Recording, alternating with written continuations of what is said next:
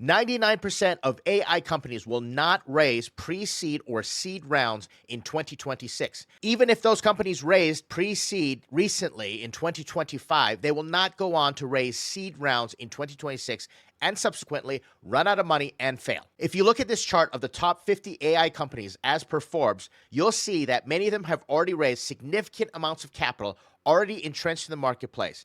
And in this arms race, there can only be one, maybe two or three if you're lucky, depending on the vertical. But that's what the race is for. And you're going to see new trillion-dollar companies, trillionaires get minted by the people who win this race. But this is already going on right now, and it's been bubbling and bubbling for the past few years. And we're looking at an important inflection point that you need to consider if you plan on raising funding in 2026. Before we continue, my name is Ed Kang. If we have met before, welcome back to my channel. Thanks for coming back. Use the chapter markers to skip right to the good part of the video. If we haven't met before, welcome to my channel. I'm a 7-time funded founder with 2 exits. And that's just a fancy way of saying I failed a bunch of times to your benefit, because I like to use YouTube videos like this and my channel to help founders of all stages, but especially early stage founders raising early stage capital, avoid some of the catastrophic mistakes that I've made. Not to say that you're not going to make mistakes, but I'm going to try to make your life a little bit easier because it's tough enough as it is. I'm also the Chief Strategy Officer for Startups.com. If you haven't heard of us, go over to the website, check it out. A lot of free resources there.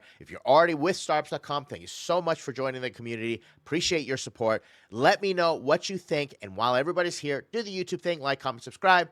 Totally appreciate it. Let's jump into why the 99% of companies will not raise pre-seed or seed and what to do about it if you're in this situation. Here's a quote for you. Different is better than better. Originally, this quote was all about branding and differentiation, but it's an important principle that we can apply to all the AI startups right now. And there are a few factors that are going on here that we have to consider. First is the AI bubble. All the oxygen has been sucked out of the room for the past couple of years with all the funding going to AI, especially OpenAI, ChatGPT. We're starting to see that bubble lose steam, and many are afraid that it's going to burst. All the billions of dollars of spending that's propping up our economy right now has to do with AI spending. And when that bubble bursts, there's going to be an economic ripple effect that we are all going to experience, similar to the first bubble that burst, and I lived through it to tell the tales, that happened in the early 2000s. We're already seeing the market start to get a little jittery, and all the investment that's going into AI, they are saying, well, this could be the fastest depreciating asset out there because the way AI is being built, the way it's deprecating in terms of value,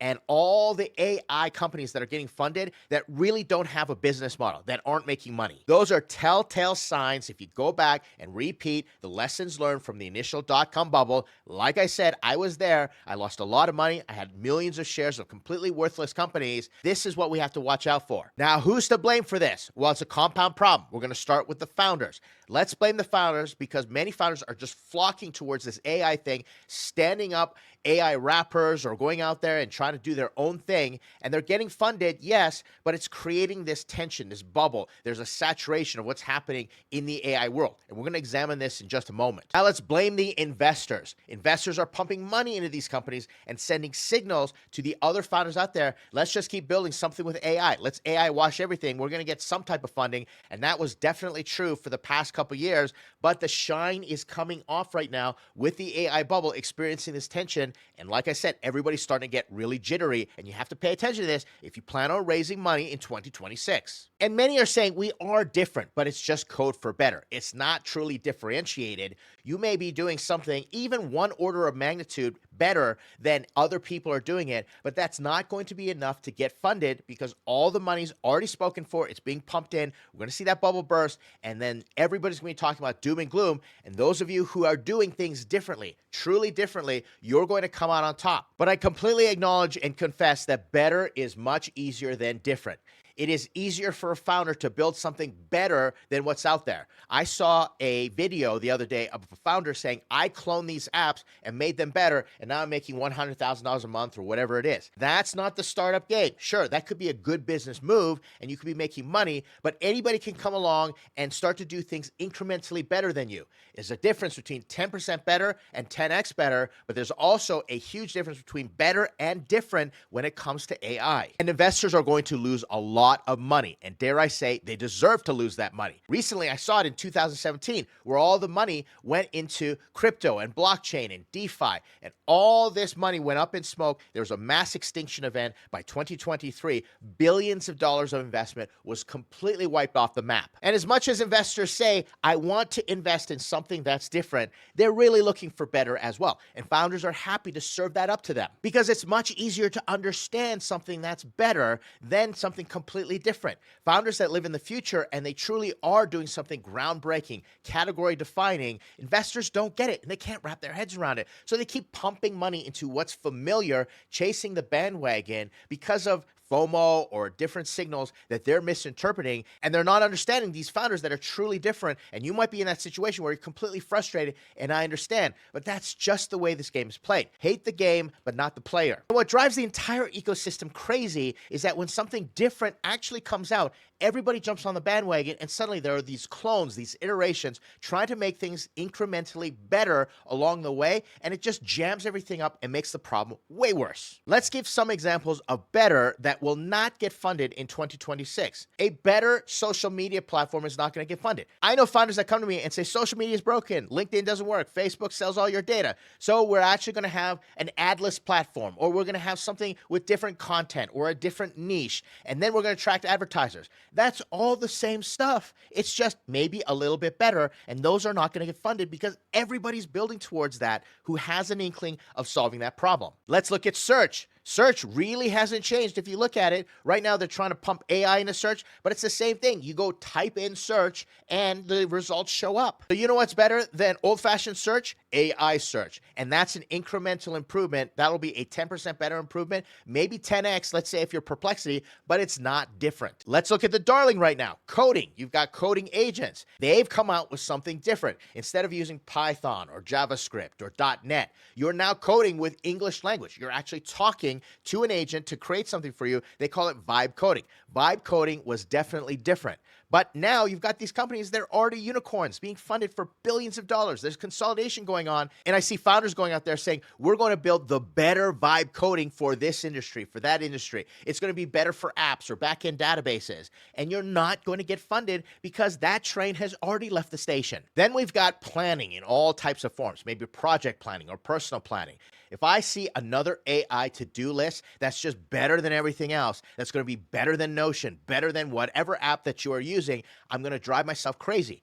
And I'm not saying those aren't viable. I'm not saying that you can't make a good business out of it and make good money. You could be building a unicorn, a YO unicorn that just fits your lifestyle and go on and do that. But if you're looking for institutional VC funding, pre-seed or seed to go on for that all-time glorious exit, you cannot do better things in this industry right now.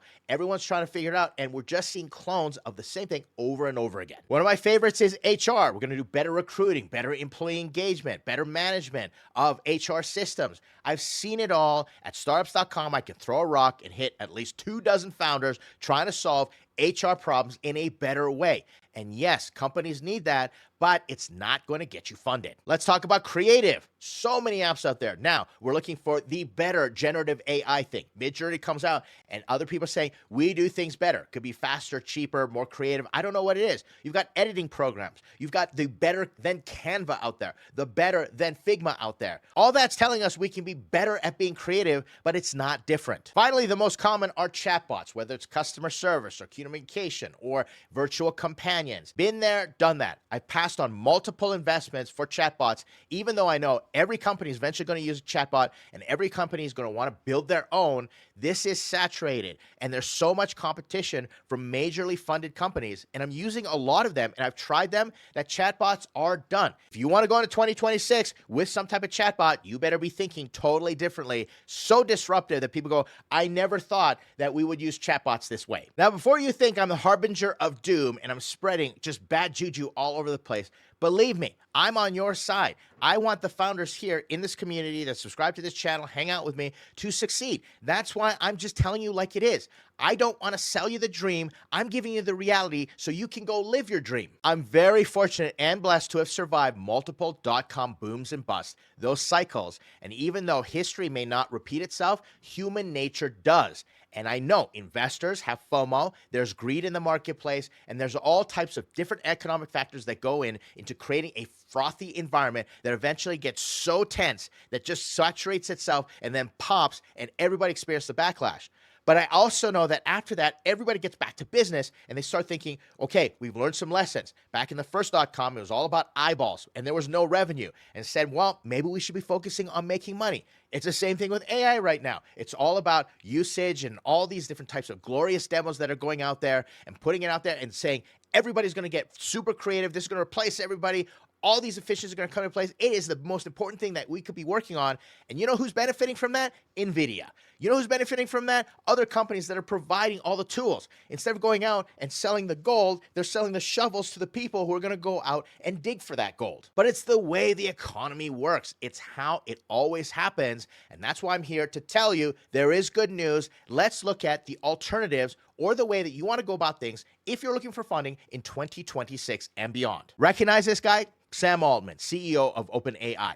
Recently, he was interviewed and he was asked, who do you think is going to succeed? What companies will fail and what companies are going to take advantage of the new AI revolution? And he said flat out, the companies that are doing the foundational models, there can only be a few winners and some of them are going to succeed. But he did talk about the startups that will succeed, and of course, they're going to get funded. Let's start with the foundational LLMs, and this is what we call the red ocean. Red ocean and blue ocean theory states that most people compete in the red ocean. They try to get to the top of the food chain or right at the beginning of the long tail where there's that power law, the asymmetric upside of being the biggest and at the front. You do not want to be here unless you got billions of dollars and you're just crazy and you're ready to burn it all. You are going to see billions of dollars wiped out because there can only be maybe 2 or 3 winners in this race.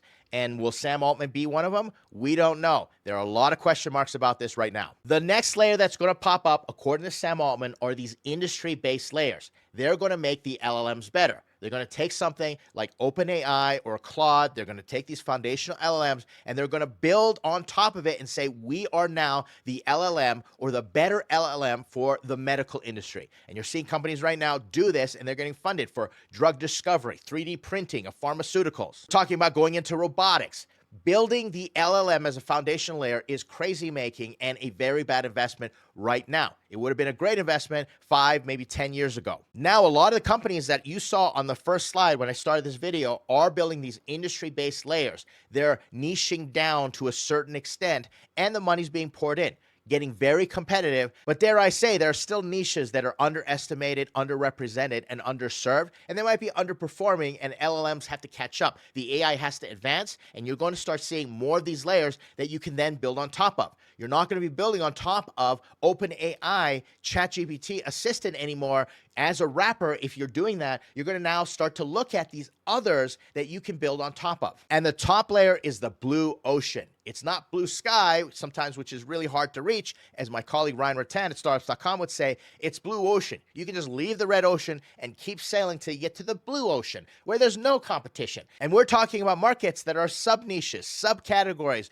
really stuff that nobody was looking at or nobody was expecting for you to come up with a solution, maybe to an entire problem they didn't know they had. And the best part is you'll most likely be an acquisition target by these really well-funded companies that are building additional layers on top of the foundational ones right now, because they've already gone public. The OpenAIs, they're going to go public. Anthropic going to go public eventually, create liquidity, and then there's going to be money pumped into the green layer, which is then going to go and acquire all these blue ocean companies out there, and that could be you. You could be building a YO unicorn. But here's something I want you to consider. I've always said the riches are in the niches, or niche, depending on how you want to pronounce it. The principle is very straightforward. Find that niche that's underserved, underrepresented, and underestimated, and you'll just be fine. That's where you establish your beachhead. That's where you go in the gap in the marketplace. Find that niche, and you will be rich. I'm starting to change my mind right now, and this is another trend that we're going to track on for 2026.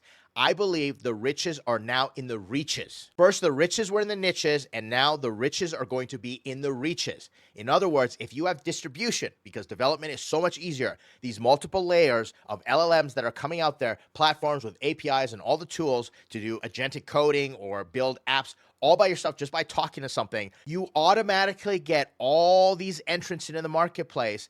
And now it becomes about distribution. The easier development is, the harder distribution will get because the market is fragmented. I don't know if you tried to acquire a customer recently, but there's this thing called the Google 7-11-4 rule where someone has to spend 7 hours of content across 11 touch points on 4 different channels in this messy middle because there's no longer these linear funnels that work out there. It's completely crazy making. It's so complex, and it's getting more complex as more media enters in the market with AI creating all this slop out there. You are going to have to differentiate to cut through the noise. But the best part is when you go to a blue ocean, you automatically have reach because everybody in that blue ocean is going to see you and come towards you instead of looking around and saying, oh my gosh, there's so much red ocean, bloody competition, I don't know who to pick from. Blue ocean gives you automatic reach, and you'll start building your audience. Initial early adopters are going to come on board, and they're going to bring on the early majority, and you're going to be the only one out there. And that's why you have to get honest and ask yourself, am I really building something that's different, or is it just better? So now let me give you some examples of what is different and how you're going to build that YO unicorn. And guess what? I have no idea what it looks like in social. We have gone through all these different media companies where social media is no longer social. It's just media. So how do we get back to being social? Is there a new way of being social? Completely different than just trying to build a better Facebook or a better LinkedIn. What about search? Is it now just voice searching or search that's predictive instead of typing something in? I see so many people trying to build these AI agents to help people search better for stuff in the old-fashioned way. I don't know what that's going to look like. Peter Thiel wrote in his book 0 to 1, highly recommended read, that the next Facebook will not look like Facebook. The next Mark Zuckerberg will not build Facebook. We are looking at something completely different. So as much as I want to give you a crystal ball, look into the future and assure you of something that's going to work, if you're looking at lagging indicators, if you're looking at the past, that's anecdotal thinking. Living in the future is much more difficult. We don't know what it looks like, and that's the attitude you want to start with. I don't know what it looks like. So coding, is there going to be a completely new and different way of coding? Planning, I don't know what that looks like.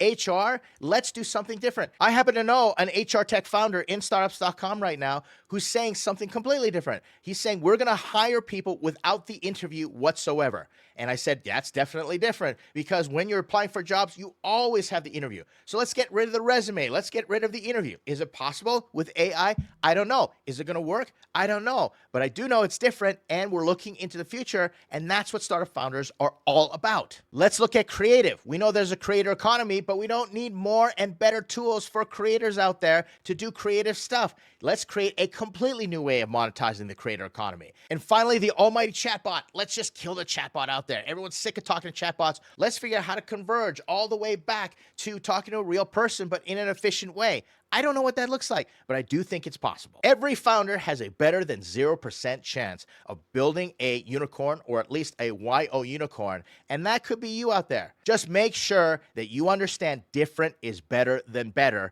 and you will be fine. You will get funded, even though not every investor is going to understand, and it might be very infuriating to have to go through all the investors until you actually meet the investor that does care about the problem and says, you know what? I think you've got something there. I believe in you. Let's give it a try. If you're struggling with funding right now in 2025, hang in there. Maybe this is an opportunity for you to step back and re-engineer, reframe what you're looking at with a new perspective, what you're working on, so that you don't take funding in and have to have the bad news of telling investors you're losing all your money or you can't raise a round, and you face the pressure of all that runway. You got sunk cost fallacy. You got all the shame. You go through the heartache that founders go through.